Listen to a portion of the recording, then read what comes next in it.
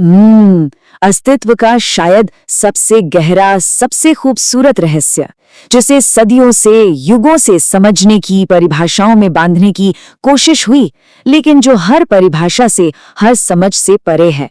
एक ऐसा रहस्य जिसे सुलझाने की जिद में इंसान हमेशा खुद को ही और उलझा हुआ पाता है।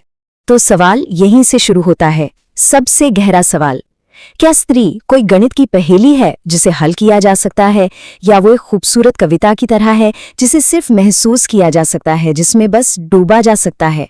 क्या ये जो समझने की बेचैनी है, कहीं यही तो सबसे बड़ी नासमझी नहीं जो हमें अनुभव के दरवाजे पर ही रोक देती है? और शायद यहीं से पहली समझ का जन्म होता है कि एक स्त्री को प्रेम किया जाना चाहिए, समझा नहीं।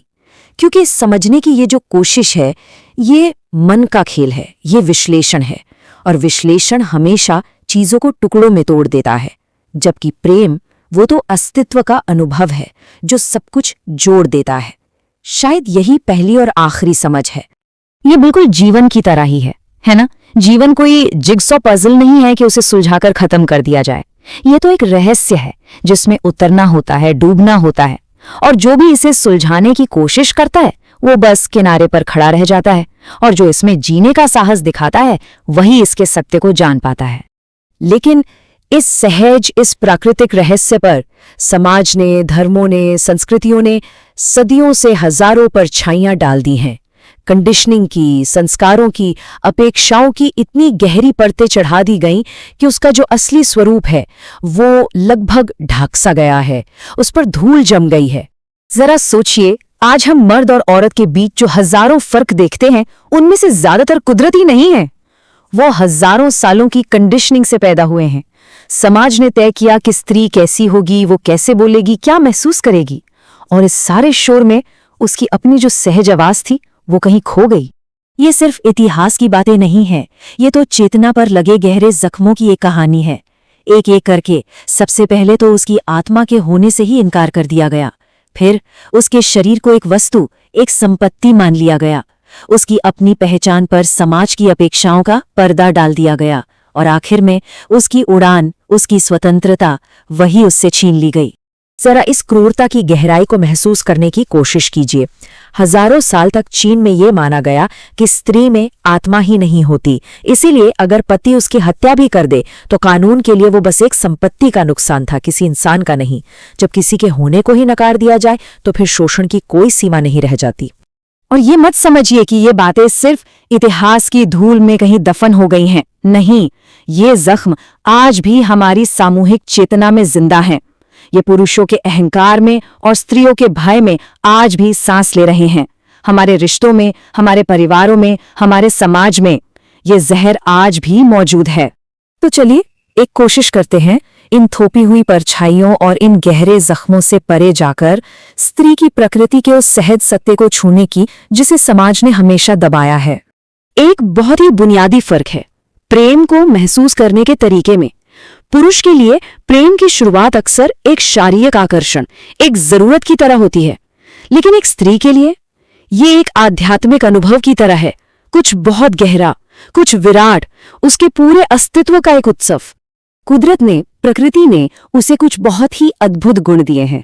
वो पुरुष से कई ज्यादा प्रेम से भरने की क्षमता रखती है, क्योंकि वो जीवन को अपने भीतर रखती है। वो स्वाभाविक रूप से ज्यादा केंद्रित है, शांत है, धैर्यवान है, और शायद इसीलिए वो बीमारियों और पीड़ा को बेहतर ढंग से सह पाती है और एक लंबा जीवन जीती है। लेकिन एक जरूरी सवाल खुद से पूछिए, क्या हमारे समाज ने इन गुणों को कभी शक्ति की तरह देखा है, या फिर प्रेम, धैर्य और शांति को हमेशा कमजोरी का नाम देकर दबा दिया गया ताकि एक ज्यादा आक्रामक, एक पुरुषवादी दुनिया हावी रह सके? अब सवाल उठता है कि इस पूरी कहानी के पीछे, पुरुष के इस प्रभुत्व और स्त्री के इस दमन के पीछे की असल वजह क्या है? इसके मूल में है एक बहुत गहरा, अस्तित्व से जुड़ा हुआ डर और उसी से जन्मा हुआ अहंकार। पुरुष के भीतर जो सबसे गहरा डर और हीनता का भाव है, वो इस एक सत्य से आता है कि वो जीवन को जन्म नहीं दे सकता। प्रकृति ने सृजन की ये अद्भुत, ये रहस्यमयी शक्ति स्त्री को दी है।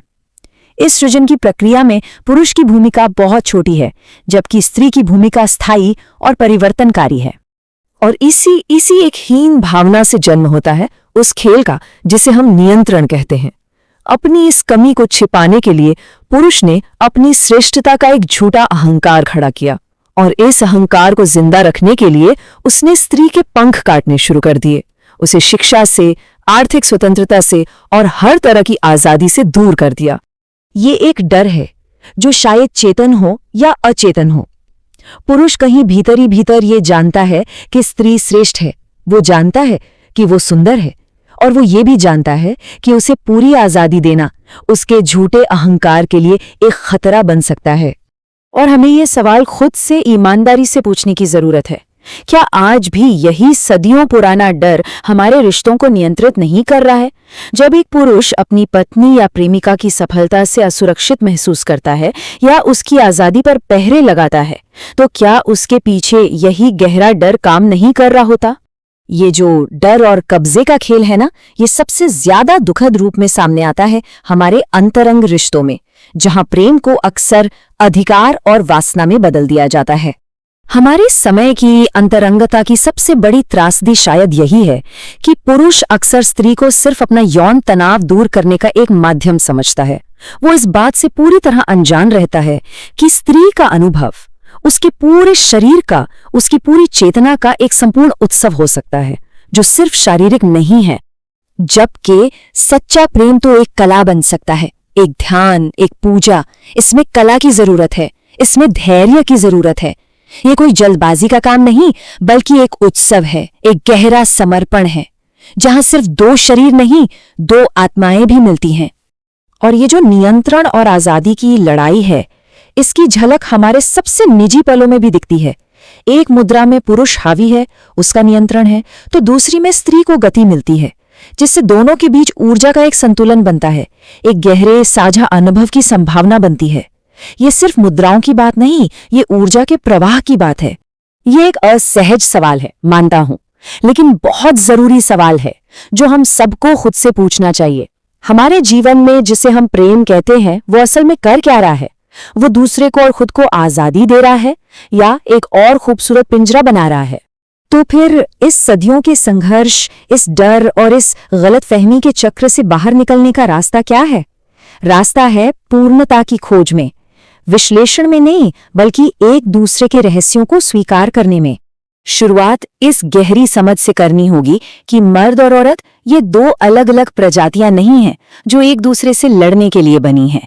वो एक ही मानवता के दो पूरक, दो अधूरे हिस्से हैं। दोनों एक दूसरे के बिना अधूरे हैं। वो एक ही वीणा के दो तार की तरह हैं। अलग अलग रहकर दोनों सिर्फ तनाव में हैं, दुख में हैं। संगीत तो तभी पैदा हो सकता है जब दोनों एक साथ, एक लय में, एक सामंजस्य में बजे, और वही संगीत प्रेम है। हमारे उपनिषदों में एक बड़ा ही खूबसूरत और गहरा आशीर्वाद है। नववधू से कहा जाता है, 10 बच्चों की मां बनो और अंत में तुम्हारा पति तुम्हारा 11वां बच्चा बने। इसमें बहुत गहरी मनोवैज्ञानिक समझ छिपी है। हर पुरुष कहीं न कहीं अचेतन रूप से अपनी स्त्री में अपनी मां को खोजता है, उस बिना शर्त के प्रेम और सुरक्षा को जहां उसे आंका ना जाए, बस स्वीकार किया जाए। और आखिर में यही प्रेम का अंतिम सत्य है। प्रेम कभी बंधन नहीं बनाता, ये हमेशा मुक्त करता है। ये दूसरे को उसके असली स्वरूप में खिलने के लिए जगह देता है। अगर कोई रिश्ता बांध रहा है तो यकीन मानिए वो प्रेम नहीं, वो डर है, वो अधिकार है, वो अहंकार है।